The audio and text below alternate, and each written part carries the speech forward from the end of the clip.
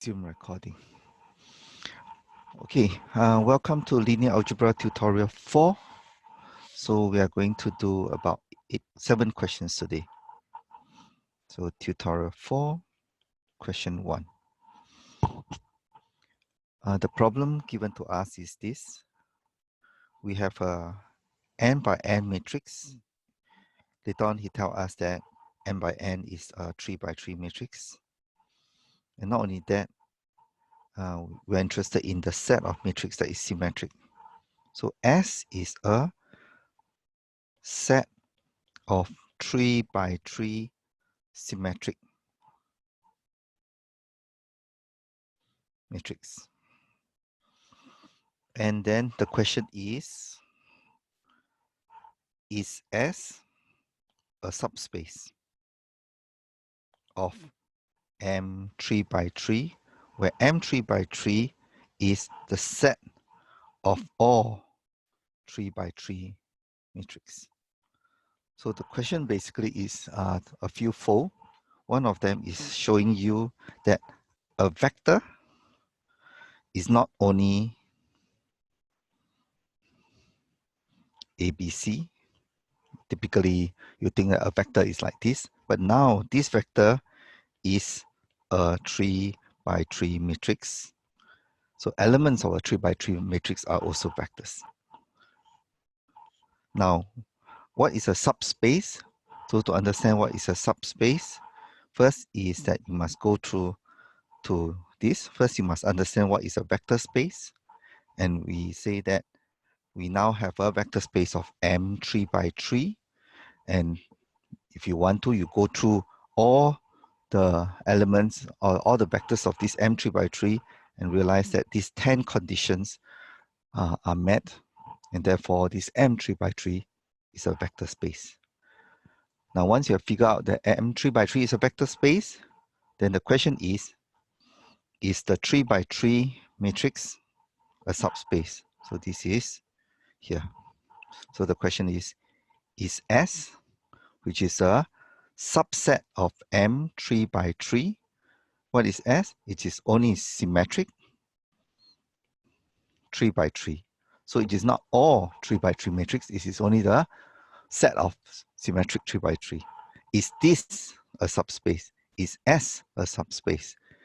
Now, to prove that is S a subspace, we have to go through the 3 properties.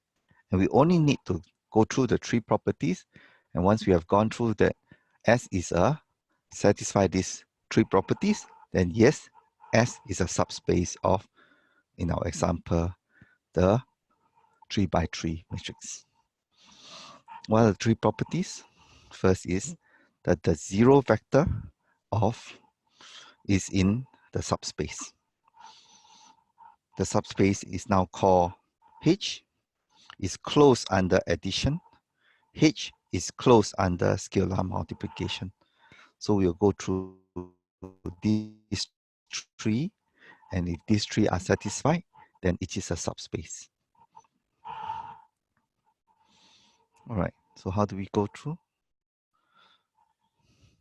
So first is that we have to figure out what is 0, the element 0 of a matrix, of what? Of a 3 by 3 matrix. And here we know that this is the 0 element. So this is actually the vector 0 for M3 by 3. So it's no more, you guys figure out that the Arabic 0 is the 0 for a real number. You have figured out that a vector with 3 elements, all 0 is a vector with is a vector 0. But now you figure out also that a matrix with all 0 element is also the 0 vector for the M3 by 3. Now, is this, so the question is the above in the subset S? And the answer is yes, because this is equals to the whole thing transpose, because the transpose means that it is symmetric. What is a symmetric matrix? It is the transpose is equals to itself. So you transpose a 0, you still get the same matrix, and therefore 0 exists. All right, so that's the first thing we figure out. So what about vector addition? Well, the idea is this. We want to say that let or suppose A and B belong to S, the subset of symmetric matrix.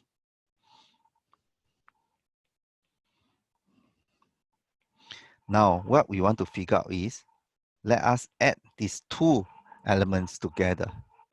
And we want to figure out is the sum of these still symmetric? 3 by 3. And if it is so, then if so, then A plus B belongs to S. And then we say that, okay, we are very happy because this operation is closed under addition. So how do we figure it out? Well, so what we need to know is, we are going to say, now A plus B, we already know that because this guy is true, implying A is equals to A transpose, B equals to B transpose, because that's what he told us.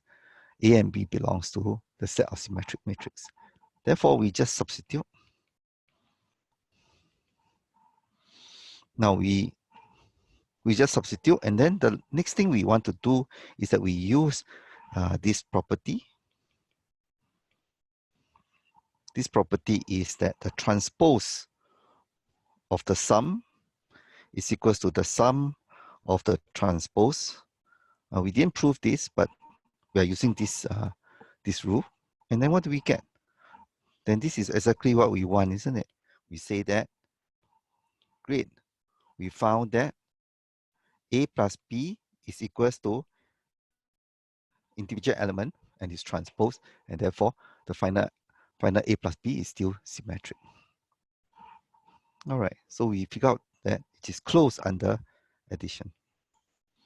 How about the third property that we need to satisfy? And the third property is, if A belongs to the symmetric matrix, and then we have a constant belonging to the real, then the question is the constant multiplied by A still 3 by 3 symmetric? So we have to prove that the constant multiplied by the original matrix give you the asymmetric matrix. So we know A equals to A transpose. This is given to us since A belongs to the symmetric matrix. So therefore, C of A is equals to C of A transpose. So we haven't done anything yet. We just know that A is equals to A transpose. That's all. Now, what is C? C is a scalar, right? So C is just a single number. And then, of course, if you say, what is a single number? It's transpose. Its transpose is equals to that number.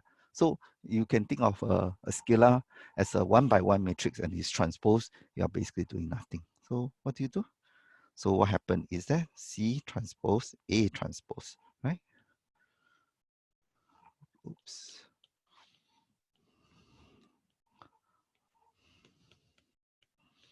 All right, let's get rid of this. And then what else we can do? Then we can say that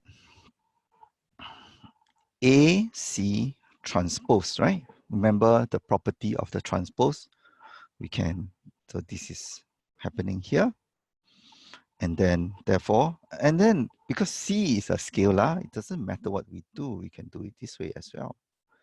And therefore now we show that CA is equals to its transpose.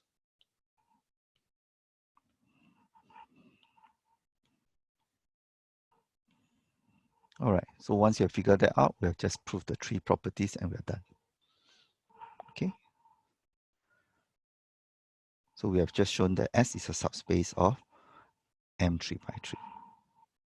Okay, next. Second one is asking us, is giving us an equation in R3, and P is a plane, and the plane is described by this equation.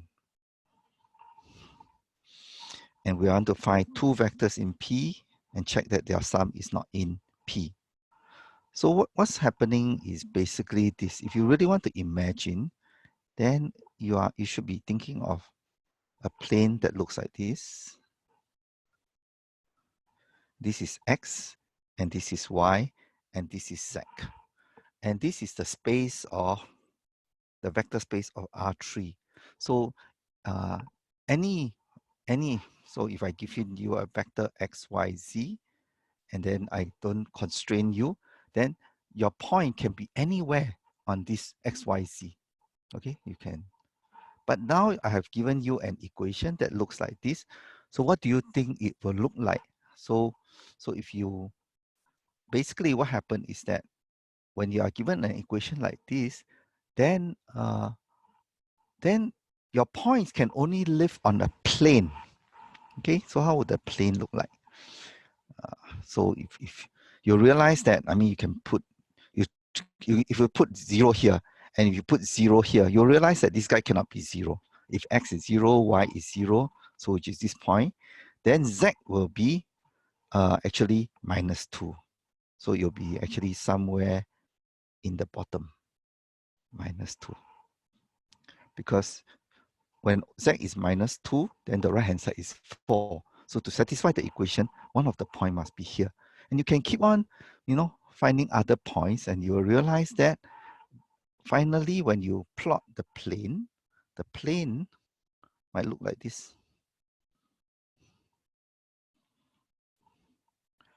And this plane is like a flat surface running on this 3-dimensional world, and it does not pass through the origin.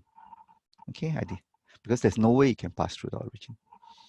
All right, so this is the geometric interpretation of this plane. Okay, so now he asks us to find two vectors in P. So he says find two vectors, and we don't care what these vectors are. Let's call it P1, and then P1.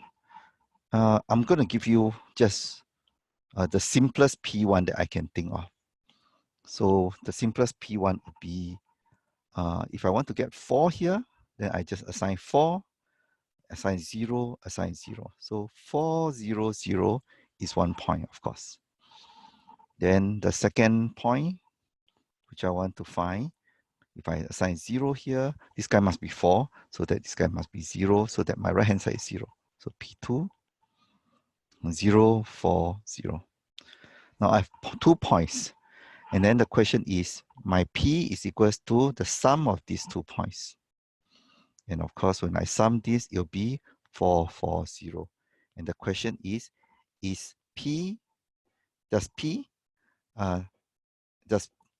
this point satisfy the equation, which is X plus Y minus 2Z equals to 4. So you substitute this, you're saying 4 plus 4 minus 2 times 0 equals to, and the answer is 8. And the left-hand side is 8, which is not equals to the right-hand side. And therefore, the sum of these 2 points are not in the plane. Okay, that's it. But if you just do this, then you're missing out a lot. I'm going to upload some write-up in which you can, find out more abstractly how we should actually deal with this question. Okay, so let's go to the 2A, 2B. All right, let me do 2B first.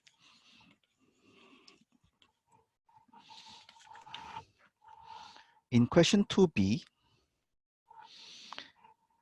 he asks us to have P0 passing through 0, 0, 0, the origin.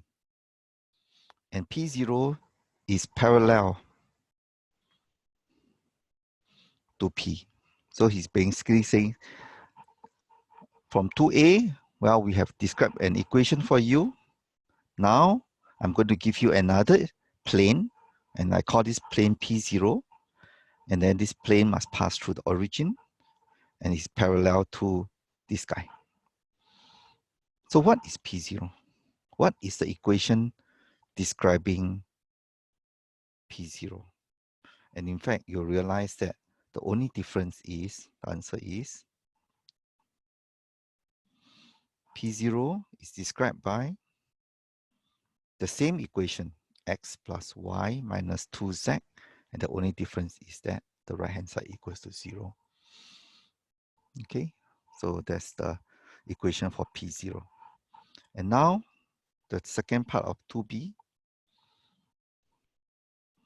find 2 points in P0 and show that the 2 points, when they sum, let's call this u and v. So we want to find out u plus v still belong to P0. Okay, so how are we going to do it? Now, we look at this equation and let u be equals to, so again, if we want to be very concrete, so we again cheat. The first one is,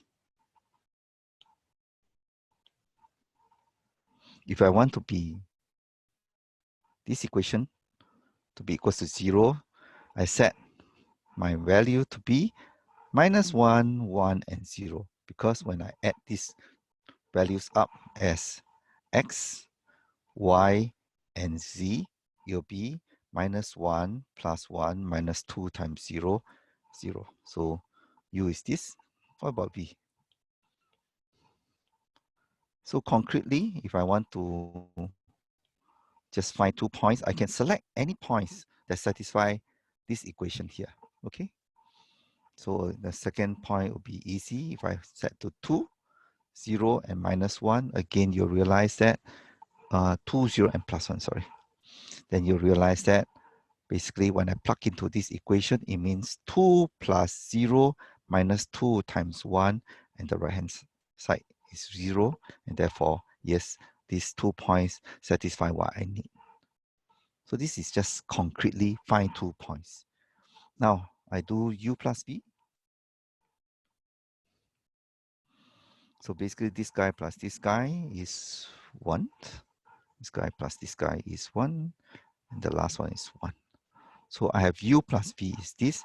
And I substitute again to check whether x, y, z, when I substitute into this equation, which is x plus y minus 2z, what is the right-hand side? So I just now try 1 plus 1 minus 2 times 1, and answer is 0. And then since it is equals to this, therefore, this the sum of these 2 chosen points belong to P0. Okay, so this is not very exciting. It's not a very nice way to find a subspace because you're concretely finding. Actually, it'll be better if you can abstract this. Okay, so we are done. And now we are in question 3. So we are going a little bit faster. Can we prove the individual elements of the matrices? Which question, Xia Yang? Is that for question 1? Yeah.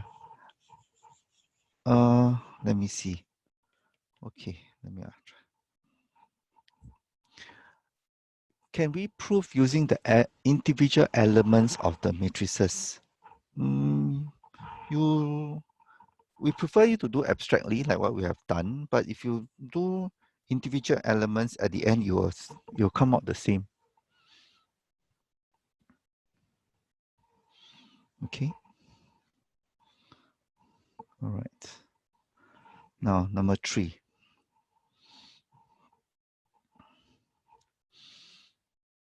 Okay. So the idea is this. This is the vector space that is given to us. And the vector space belongs to R3. And here the question is very similar to actually our second question. We have a R3 because you have three variables running around. I mean, you can think of this as X, this as Y, and this guy as Z. And V is the space of all elements in this R3. And now we have a plane H and K. So actually H and K are exactly like what in question 2 is being described by an equation. All right, so what else? Now, first we are saying that H and K are subspace. So he has given you that both H and K are subspace. And we are going to use this fact. And here H and K's are plane. So they extend to infinity, right? So they're going to extend both all directions, okay? So they are not like constrained in this square. All right, what else are we going to say about H and K? And 0 is both in H and both in K. So we can see that H is a plane that will pass through the origin, and K is also a plane that passes through the origin. And when we intersect between H and K, therefore, the origin will be intersected. So that's nice because we'll remember that subspace must have the origin. Now let's further interpret what does a plane intersecting a plane do. So this is a plane, and our friend, the blue one, is also a plane. And if you have two planes intersecting with each other, the interpretation is that you will come out a line. Okay? So that's a very nice thing.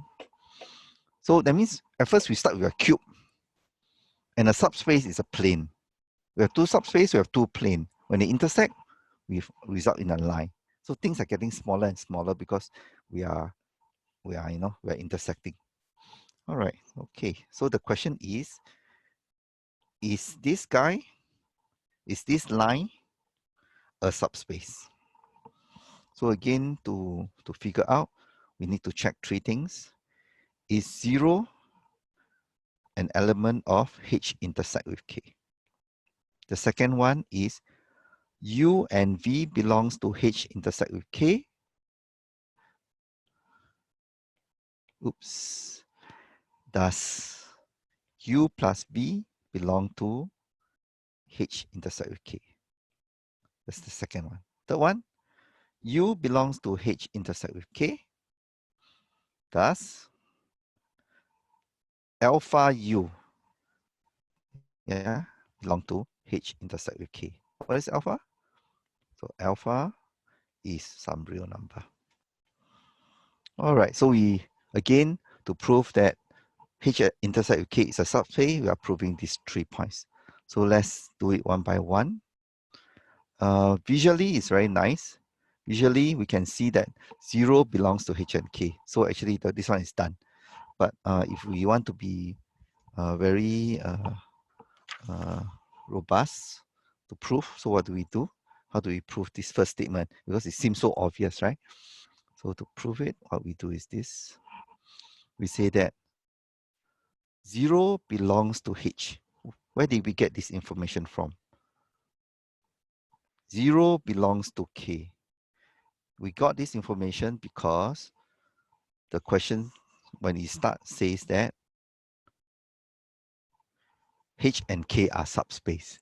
And remember, for every subspace, 0 must belong to that space. Okay, so we're given. So what else? Then, so when H intersect with K, therefore, we have a lot of elements in H, a lot of elements in K, but 0 is within both of them. Therefore, 0 at least will come out. So 0 belongs to H and K. Okay. All right. So the first one is easy enough. How about the second one? Now, we want to show, what are we trying to show? We want to show that suppose U and V belongs to H intersect with K. we must start with 2 points, U and V, that belongs to the space first. So we are actually, what we're really doing is that we go to this space, this red line here that I'm going to draw. And I'm going to find 2 points in this red line. So I use purple. And then we call this U. And another line, we call this P. Sorry, V. So we have U and V, 2 points, right, in this space. And the question is, when we add U and V, is this still in H intersect with K? So that's the question, yeah? All right, so how do we figure it out? The first thing is, U and V belongs to H intersect with K means U belongs to H, right? Because if U does not belong to H, then H intersect with K, we get nothing. Not only that, V also belongs to H. Of course, it also means U belongs to K. V belongs to K. So all this must be true. Okay, what else? Now, since U and V belongs to H and is a subspace, then U plus V belongs to H, right? That's what a subspace is. A subspace says when my elements are in my space and I add them up, it's still closed under addition. Okay. What about K? Same. U plus V still belongs to K because we are just looking at U and V and he belongs to K. Of course, he still belongs to. All right. And therefore now, when we intersect this guy, we see that this element is common between these two, and therefore U plus V belongs to H intersect with K. Then we are done with the second statement. Okay, what else do we do?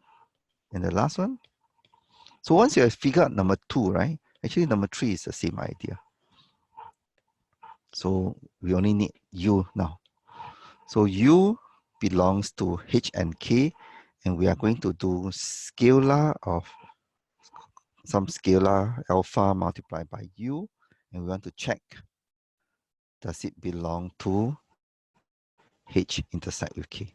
And again, the idea is the same. U belongs to H, U belongs to K, right? So this must be true. Now, since U belongs to H, alpha U exists, and alpha U belongs to H, because that's the property of a subspace. And therefore, and also, alpha U belongs to K. Now, when we do H intersect with K, since alpha U appears on both sides, therefore, alpha U belongs to H intersect with K. And we're done with the third one. And we've proven that this H intersect with K, the line, is a subspace of V. All right, so we are done with the second one. Okay, third question.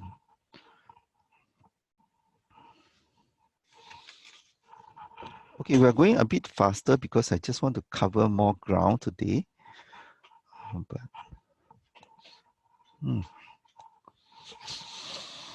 Okay, the question now is, determine the following set. Where's the set? You can look at the braces, and the braces is this brace is the set, saying that anything within this brace is a set. What are we considering? We're considering a column vector. And this column vector is R4 because it has 4 elements. 2, 3, 4. So it's a column vector with 4 elements. So typically we do R4. So we are basically defining a set of R4. But this set is not all of R4. The entries in ABCDs are constrained by this equation. The colon is read like such that, I think. So you basically, if you want to read the whole equation, you say that I'm defining a set of column vector with dimension 4 elements such that the first element minus the 2 times the second element equals to 4 times the third element. And the second condition is 2 times the first element equals to the third element plus 3 times the fourth element. And we call the element A, B, C, D. So in English, we'll describe it like this. All right. So once we have a set notation, what should we do? And then how do we determine if it is a vector space? So what should now? So this comes with practice. The practice is this: we go from the set notation to the homogeneous equation. So we are going to write these equations now. A minus 2b, and then we shift the 4c to the left hand side, minus 4c, and then we leave some space, and the right hand side will be equals to 0. So this is the first equation. How about the second equation? 2a, we have nothing, no b's. Then we have minus c and minus 3d equals to 0. So we have just expressed the constraint as two homogeneous equations. Homogeneous because the right hand side of the equations are equals to 0. Okay, so now if you remember these equations, this was what we did in the first few tutorials. When we are given homogeneous equations, we can now form the matrix vector representation. So if this is the first step, the second step is to form the matrix vector representation. So how do we do it? We'll write the matrix first, which is, so you guys should know this. I'm going to put 1 here, minus 2 here, minus 4 here, and plus 0 here. The other guy is 2 here. This guy is 0 here. This guy is minus 1 here. This guy is minus 3 here. And now we identify all the coefficients. And now we can write the coefficient matrix, which is 1, minus 2, minus 4, and 0. And then the second row is 2, 0, minus 1, minus 3. Now this matrix is called A typically. And now we want to have the variables on the right hand side, A, B, C, D. So what do? The matrix vector multiplication is A, B, C, D here. So what happened is that we typically call this X. So you now do A times X is exactly the equations on the left. What about the 0? Okay, then we just put 2, 0 here. So if you study the picture, this guy is this guy, and then AX is equals to 0 vector. All right. So let's look at the picture again. We started with the set. We then proceed to the homogeneous equation. We then proceeded to the matrix vector. And then what are we trying to solve? We're trying to solve A, B, C, D. Where's A, B, C, D? Is this X here. We're trying to find the set of X that satisfy AX equals to 0. And what is this? We remember that AX equals to 0 is the null space of A. Okay, and when we know that this is a null space of A, then we'll figure out that the null space of A is a subspace. A subspace of what? In this example, what do you think the subspace is? So let's go and look at X again. X, this is X. And X is actually belong to R4. Yeah. So our X, because ABCD has 4 elements, is a column vector of 4 elements. So null space of A is a subspace of R4. Yeah. And we're done. Because we say that we have found that it is a null space of A, and therefore null space of A is a subspace, and we're done. But of course, if you have to prove that a null space is a subspace, then please go to my slides, and I'll show you how to do that. All right. Any questions, guys? Okay.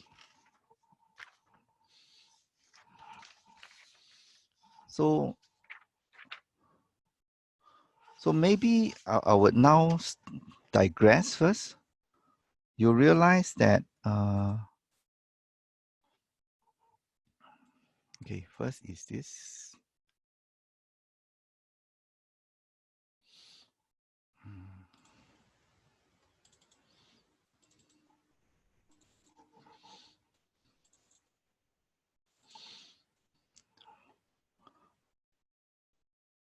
Here. Okay, I've written down all the answers, well, question 1 to 8. So I'm going to give it to you, and the link is found in Tutorial 4 Support 3. So in Tutorial 4 Support 3, you'll see that the link is here. When you click this, you'll get that PDF files that I have just written. Question 9 to 16 is to be continued. And then this tutorial, I would actually upload it into YouTube today maybe, so you can play it. Now, you'll realize that because I'm just telling you the answers directly without much background, I would suggest that you listen to all this, which I found in the YouTube to describe what is subspace, basis, null space, and things like that very well. Okay? And in fact, like just now, when I say that the null space is a subspace, then in fact, Dr. Payam in this link will tell you how to prove a null space is a subspace for this question number 4. Okay. All right. So we are done.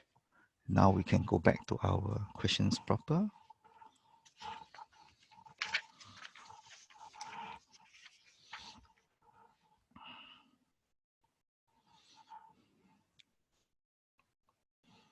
Now we're in question 5. So first is, again, he gives you a set. And this set is a set of, again, a vector. And you look at this vector carefully, there are 4 elements. Let's call him A, B, C, D again. So this guy belongs to R4.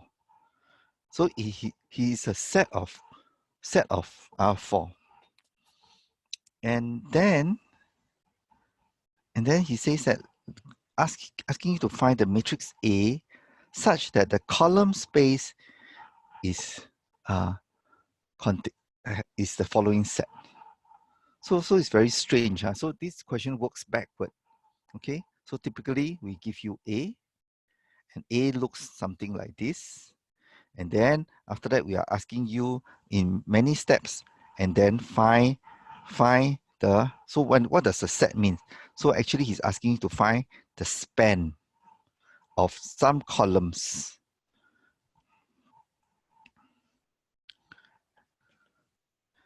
And this span of this column satisfy this equation. So that's the idea. But now he's asking the question backwards. He shows you what does this set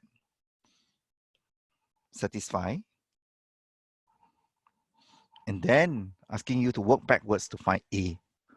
So this question is a bit tricky, but never mind. Let's proceed. Okay. So how do we do it? We work backwards. So I'm going to put this picture here, and then we're going to work backwards.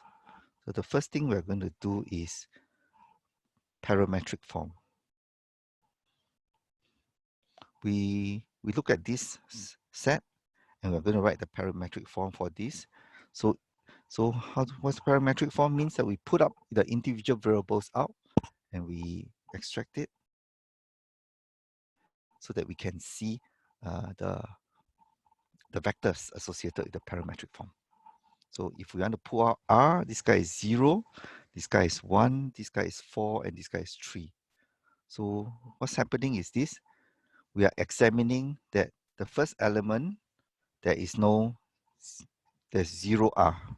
The second element has 1 R. The third element has 4 R. And the fourth element has 3 R. So we take all this together and we put it as the element of this vector. Okay, So it's the same idea now. So now let's do the S. So now we do plus S, and then now we have 2, 1, 1, minus 1. So it's 2, 1, 1, minus 1. The last one, T, we have 3 minus 2, 0, minus 1. Let me check. Right, so we went from the, what do you call that? The set notation. So this is a set notation to the parametric form notation, still as a set. So nothing much has changed. But once we have done this, then we are actually very near here. Okay. Okay. Now B. What else? What's the second step? We want to write in matrix vector form. You realize that in matrix vector form, we can then employ all the theory of linear algebra. And in fact, he's just basically asking you, what is the column space of A? C of A means column space of A. So you must figure out what is A first. All right, so now to form A is nothing but putting our vectors that we have found into the columns, that's all. So what do? We have 0, 1, 4, 3, 2, 1, 1, minus 1, 3, minus 2, and 0, minus 1. So we have figured out what A is. What about R, S, and T? So this is R, S, and T. So this guy is A. We call this guy the X vector. And there's no right hand side. Huh? We only have A and X. Okay. Now what is the column of A? Basically, C of A means the column space of A. The column space of A means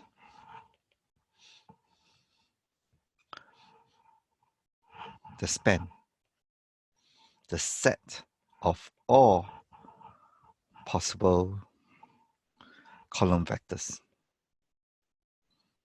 So basically to answer the question, you have to understand what is column space of A means. Column space of A means it is the set of all possible column vectors. And here, don't we, I mean for any RST, don't we get all possible combinations of these column vectors? And the answer is yes, and therefore now we have figured out what A is. Okay, so this question is backwards, yeah. Typically, we are given what is A, and then we're asking to find what is the column space, and we're going to find whatever. All right, maybe next question. Anything else you want, guys? Okay. Question 5, question 6.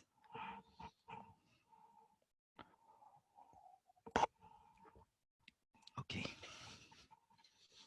Now, let's figure out this first. D is a 4 by 2 matrix. And we want to find the null space of D, but we are interested in non-zero vectors, and we are interested in non-zero vector for the column space of D. Okay, null space first.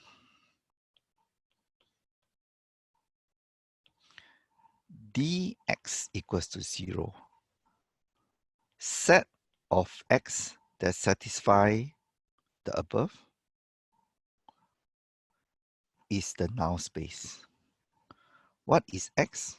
So if this guy is a 4 by 2, x must belongs to R2.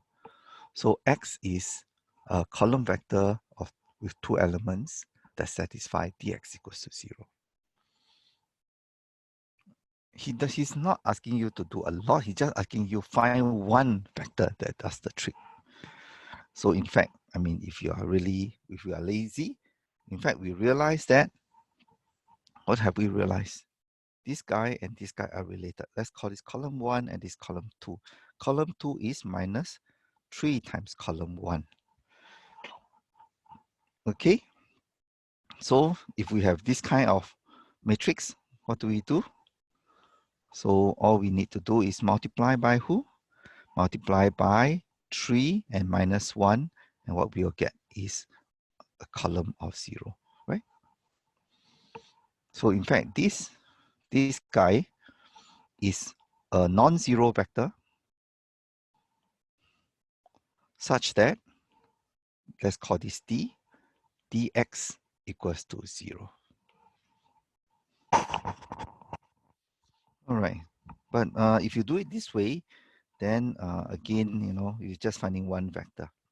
So if let's practice how to find the null space. Okay, let's not just find one vector.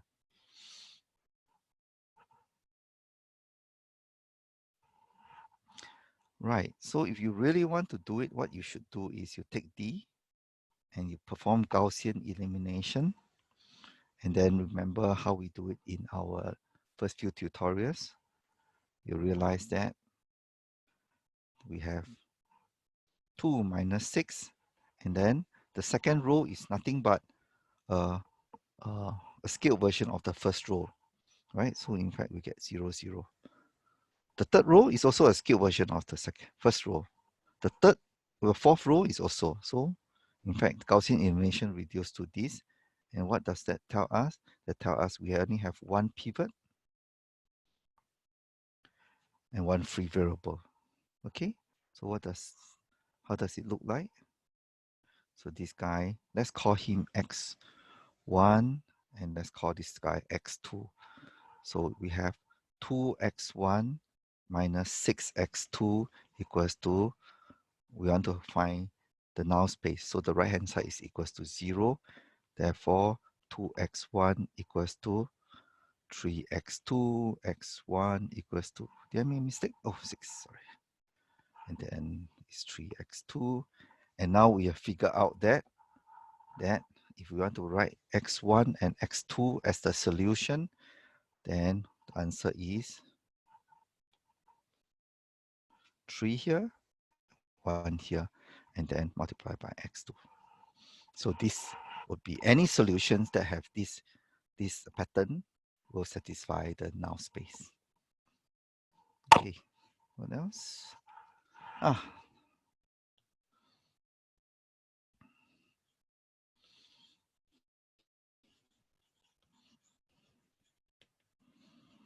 What about this guy? Column space of D. So C is the column space. The column space of D means go and find one column and then any, what do you call it, any linear combinations of the columns that are not that are independent will form the column space. Since our friend only asked for one non-zero column vector, we can just choose the first column and then we are done. What you'll realize is that you can also choose a second column vector, but the second column vector is nothing but a scaled version of the first column. So it doesn't matter, you can choose either one of them. Okay, then of course, you can actually even do 3 times the column 1, yeah, as the solution, right? It doesn't matter. Or in fact, if you can even say, of course, 1 times column 1 plus 2 times column 2, but it doesn't make sense because column 2 is a scaled version of column 1. Okay, so we don't like that. In fact, all you need to do is to say any scalar multiple of column 1 is a non-zero vector as long as the scalar is not 0. Okay, I'm done with number 6. All right.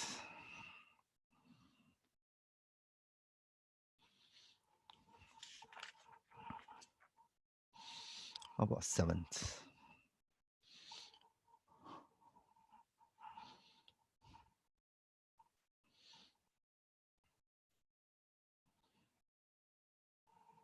So there are a few things going on here. First is we are given an equation that describes a plane.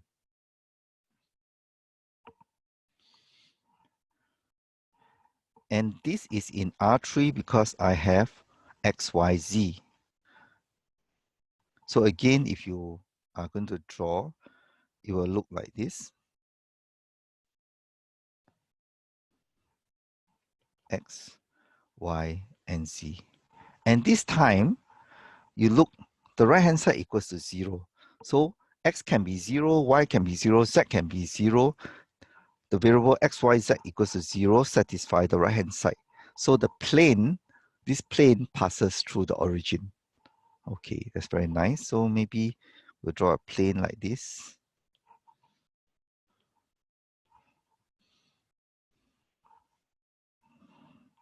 And then the 0 point is in the plane. And then we call this plane, never given a name. So let's call this plane P. Now he says, we have a plane, find the basis. So what is the basis? Basis means go to the plane and find yourself two vectors that spans the space of the plane. Why two? Because this plane only needs two independent vectors. Okay, and we'll describe that any linear combinations will form this plane. Okay, so maybe we'll pause a while and ask, what does basis mean? A basis is a basis for a vector space. It is any, okay, the word is any, linear independent subset of vectors that spans the whole space. So here the space is the plane. So how many independent vectors we need? In this case, we need two. So we want to find the two linearly independent. Which one? Any one of them. Okay. All right. So let's go and find. So you'll be wondering, right? He gave us an equation, and how do we find the basis, the two vectors? So let's begin. After a while, you realize that there's only a few things he can do. He'll give you an equation, and this is the system of linear equation. And the only way we can express is parametric form as well as matrix vector. So we're going to do matrix vector first. What do we do? 1, 2, 1. And then x, y, z equals to 0. So we have just went from the homogeneous equations to the matrix vector representation. And in the matrix vector representation, we have nothing to do because you look at this, isn't this Ax equals to 0? And it is, there's nothing to reduce because we only have one row. So let's go and figure out where is the pivot. The pivot is nothing but here. So we have one pivot and we have one pivot. We have two free variable. And in fact, you realize that the two free variable is that two bases. Yeah, it's these two guys. We need two of them, two vectors. Okay, so what do we do? So this is A, and the second thing we do is then we write the equations as parametric equations. So we have x is equals to minus 2y minus z, because we are ready to say, to find out what is x, y, z. Now some notations first. Guys, when I'm writing here with an underscore, then we are talking x as a vector. Here is the element in the vector, okay? I know that sometimes it confuse you, but that's the typical usage. Okay, so we have x, y, z. So in parametric form, then what am I going to figure out? Because once I've written it in this form, I can figure out my null space. So this will be minus 2y minus z. This will be y, this will be z. And therefore now I can write it as equals to, okay, let me change color.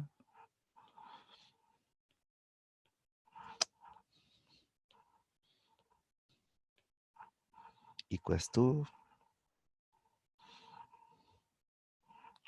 y minus 2, 1, 0 plus z minus 1, 0, 1. So any x, y, z that satisfy this parametric form where y and z are any real number will result in what? Ax equals to 0. Okay, you go and plug in any of these values into your ax, and then the right hand side will be equals to 0. So what have we just found? We have found the basis for the null space of A, because this guy, the solutions for Ax equals to 0 is a null space of A. And what does these two vectors represent? Oops.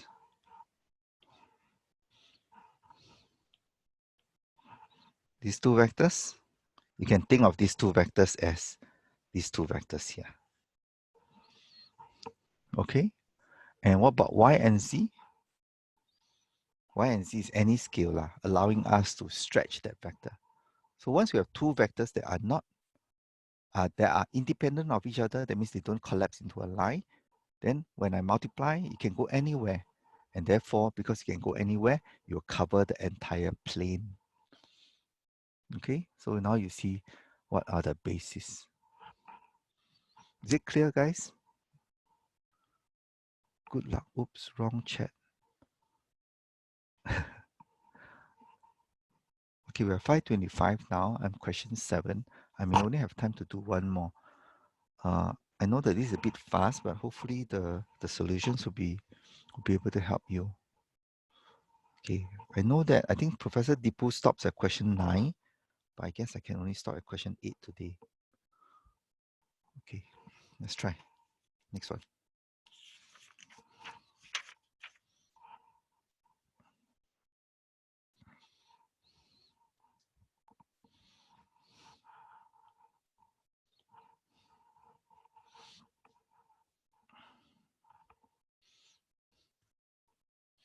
We have 3 vectors. Each of these vector I equals to 1, 2, 3 belongs to R3. Each of these vector has 3 elements. H is spanned by these 3 vectors, means H is a linear combination of any of these 3 vectors. Interestingly, these 3 vectors are not independent. It means that actually we can think of it as 4v1 plus 5v2 is equals to 3v3. Whoa. So although he has given us 3 vectors, 2 of them are useful. One of them is a combination of the other. So in fact, H, even though he says, I'm going to give you 3 vectors and span it, that's redundant. The basis only need 2 vectors. Which 2? So what will we do? Maybe the easiest way is that once you have seen this kind of equation, basically he's asking you to represent it as a matrix first.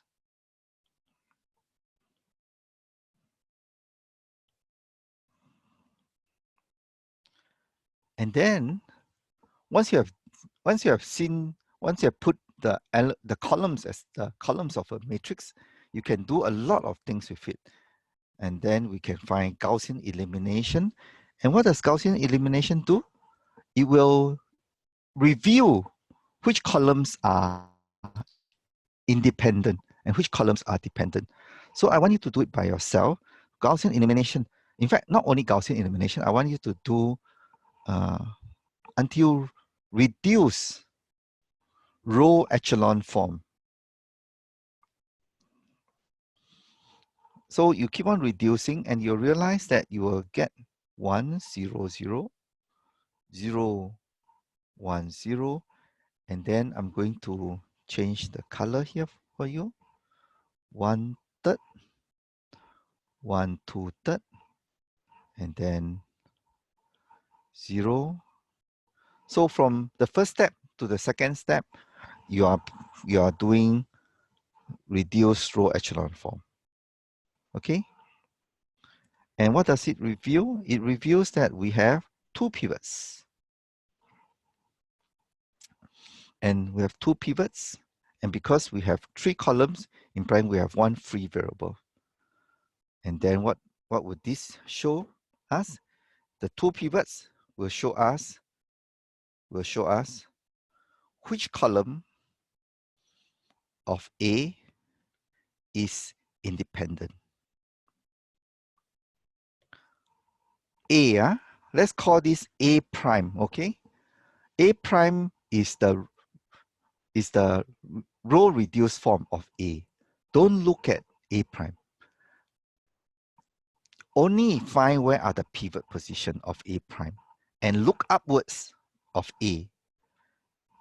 The columns of A along this pivot position are the independent column. So the column space of A is equals to 4 minus 3, 7, 1, 9 minus 2. These 2 column vectors are independent and they form the basis of H. Okay, so if you do that, then you are fine. So let's repeat the trick. In this question, we are given 3 column vectors, and we say that these 3 column vectors spans a space. We want to find that because it spans a space, we can represent it as a matrix, and then we can find the basis. That's the idea. He also tells us that these 3 columns are linearly dependent. So we only need to find, or we know that not all the 3 vectors v1, v2, v3 are useful. Which one is useful?